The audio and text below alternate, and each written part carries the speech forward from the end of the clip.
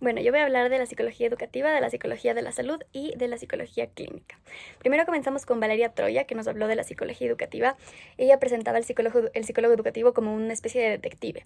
Ella dice que explora y entiende el comportamiento humano, apoya el aprendizaje en un contexto obviamente escolar, pero nunca deja de lado el contexto del estudiante y la voz del estudiante. Se enfoca en todas las áreas del desarrollo, en la parte académica, en la parte social, en la parte de salud mental, en la familia, etcétera.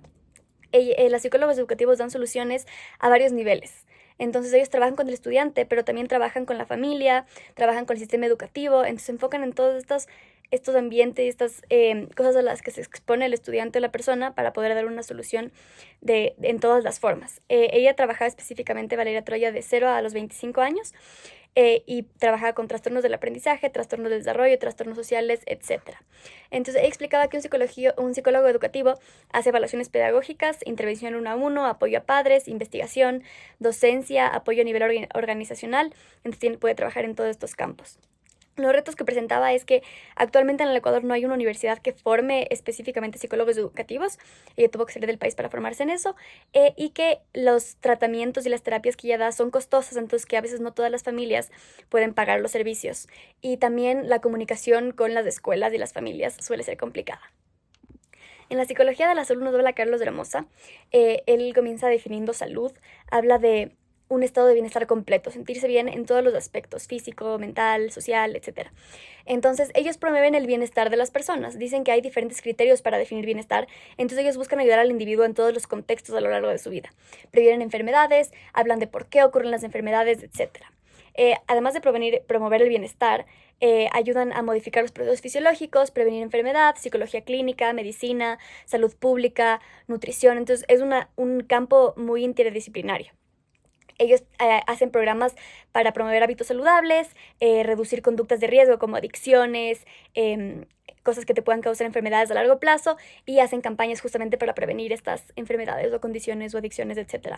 Y también hace trabajo clínico con pacientes. En la psicología clínica nos habló Belén Valareso.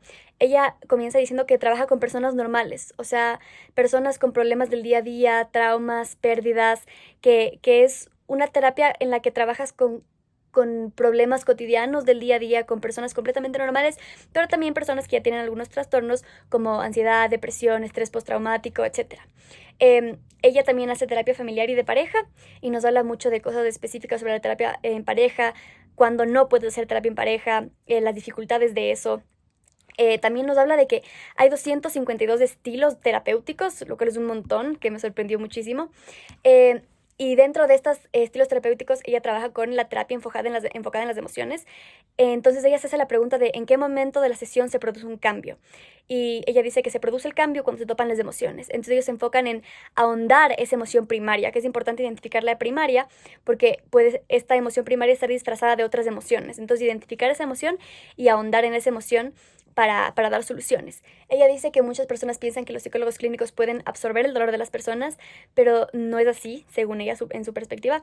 Dice que más bien ella tiene empatía, pero no absorbe ese dolor, y que más bien le da gratificación en saber que está ayudando a alguien y le ayuda a ver diferentes perspectivas y ser parte de la vida de otras personas.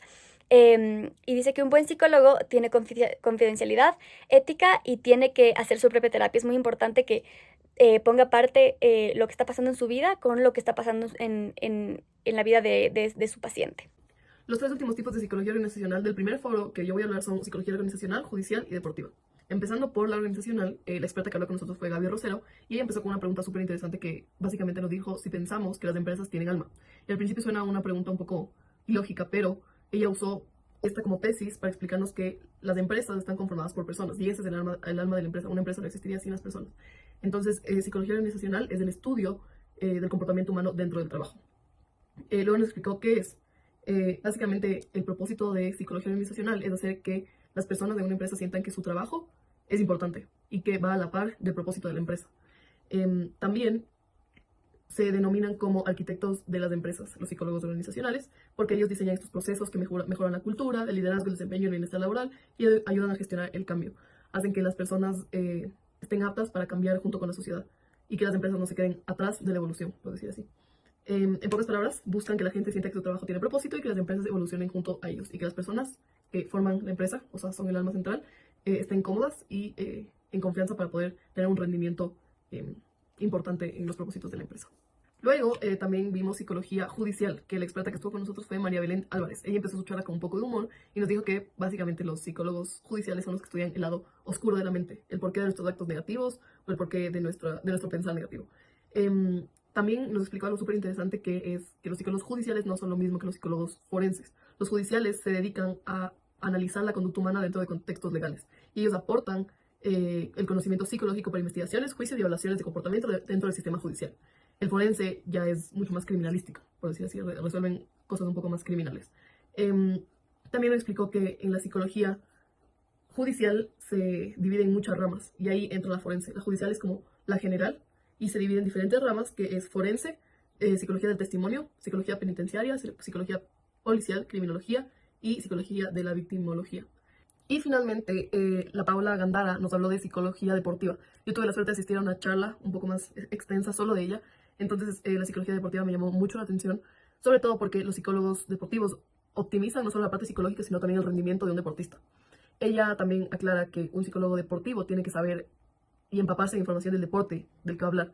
Entonces, obviamente, si ella es corredora de trail, por ejemplo, no se va a meter mucho con un deportista de jiu-jitsu porque tiene más conocimiento de trail que de jiu-jitsu. Y si quisiera atender a un paciente de un deporte en específico, tiene que ir a los entrenamientos, hacer grabaciones, un seguimiento para poder entender cómo funciona el equipo, la función de competencia, la preparación pre-competencia y cómo el deportista maneja esa ansiedad, por decir así. Los psicólogos deportivos ayudan al trabajo emocional del deportista, la motivación tanto en los entrenadores, equipo o deportista individual, la concentración y el trabajo en equipo. Y se enfoca mucho más en la preparación mental de todo el proceso deportivo de una persona. Y también, en caso de una lesión, ayudan en el proceso de rehabilitación, porque justo nos explicaba que cuando un deportista se lesiona, está como en un duelo, está como en un retiro de su deporte. Entonces, ayudan mentalmente en esta rehabilitación, recuperación física y bienestar general. En la psicología deportiva no solo se centra en el deporte, sino también la parte mental del deportista y de todo lo que viene atrás. El segundo foro fue una charla bastante interesante sobre ciertos enfoques de la psicoterapia. La primera en hablar fue Sole, quien nos explicó acerca de la terapia psicodinámica. Esta básicamente nos dice que todas nuestras experiencias pasadas influyen de cierta manera en cómo actuamos hoy. Sí, también se aclaró muchísimo más el psicoanálisis clásico, que es un psicoanálisis mucho más, que profundiza muchísimo más la historia de la persona, el inconsciente de la persona. Entonces, ahí se vio muchísimo la diferencia que tiene con la psicodinámica. En cambio, la terapia psicodinámica es un poco más breve.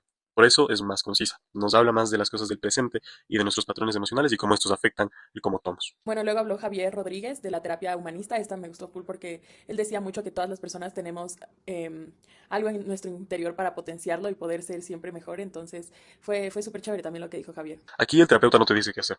Más bien te acompaña para que tú mismo encuentres tus respuestas y te puedas llegar a conocer mejor. Bueno, y aquí también Javier Rodríguez explicó cómo esta terapia se basa mucho más en las experiencias personales que tiene cada paciente y que es una terapia menos técnica y como más en los sentimientos de cada persona. Finalmente, Erika habló de la terapia cognitiva conductual. Esta nos dice que lo que pensamos influye directamente en la manera en la que actuamos. Bueno, y también aquí se ve que se necesitan unas herramientas diferentes, más ejercicios, tareas y cualquier tipo de habilidad nueva que se pueda usar para ya no tener para que el paciente ya no pueda tener estos pensamientos negativos o estas conductas que no le ayudan. Esta es muy usada ya que detrás de ella hay bastantes estudios científicos que la comprueban. Esta se relaciona bastante con temas de ansiedad, de depresión y de manejo de ciertos hábitos. Entonces, sí, en esta charla vimos 3 formas distintas de cómo se puede utilizar diferentes métodos terapéuticos para ayudar al paciente y las tres personas que hicieron la charla me parecieron expertos súper chéveres de escuchar y estuvo muy, muy interesante, la verdad. Y aunque todos son enfoques diferentes, que manejan terapias de manera distinta, todos nos sirven para poder ayudar a conocernos mejor, y cada uno llega a un distinto resultado. Bueno, después de ver estos foros y hablar sobre varios temas de las ramas y enfoques de la psicología, y pudimos ver cómo comprenden y cómo acompañan al ser humano desde diferentes puntos de vista o diferentes perspectivas. Vimos un poco sobre la terapia psicodinámica, donde nos contaron sobre experiencias pasadas, emociones y vínculos que son profundos. También hablamos un poco sobre la teoría del apego y cómo son nuestras relaciones con nuestros cuidadores para desenvolvernos cuando ya seamos más grandes con las demás personas. Hablamos un poco sobre la terapia cognitiva, que se trata sobre los pensamientos. También pudimos ver un poco que se relaciona con la ansiedad, el trastorno obsesivo compulsivo, el pánico, entre otras cosas. A lo largo de todos estos foros y la conversación que tuvimos, pudimos ver que es importante el vínculo terapéutico, es decir, poder tener una conexión y que exista confianza y empatía entre el psicólogo y el paciente para que la terapia fluya de forma segura. También pudimos escuchar un poco sobre las diferentes ramas de la psicología, como la psicología educativa, que se enfoca en el aprendizaje, también la psicología clínica, que básicamente es la evaluación del ser humano y el tratamiento que lleva, sobre la psicología jurídica, en el cual también ya se incluyen temas legales y forenses. Y como conclusión pudimos ver que la psicología está presente en todo, ya que básicamente es la que trabaja con seres humanos y busca el bienestar de los seres humanos. Después de estos foros pudimos darnos cuenta que la psicología puede ser vista desde varias perspectivas y se aportan diferentes cosas para entender cómo nos sentimos, cómo pensamos, por qué actuamos como lo hacemos. Bueno, para finalizar, podemos ver que la psicología no se limita solo a estar en un consultorio, sino que también está en cada área en la que el ser humano quiera vivir mejor y sentirse mejor. Asimismo, podemos ver que cada rama y cada enfoque de la psicología nos muestra nuevas maneras y nuevas perspectivas para comprender al ser humano y entender cómo nos relacionamos con los demás, también entender nuestras emociones y nuestros pensamientos.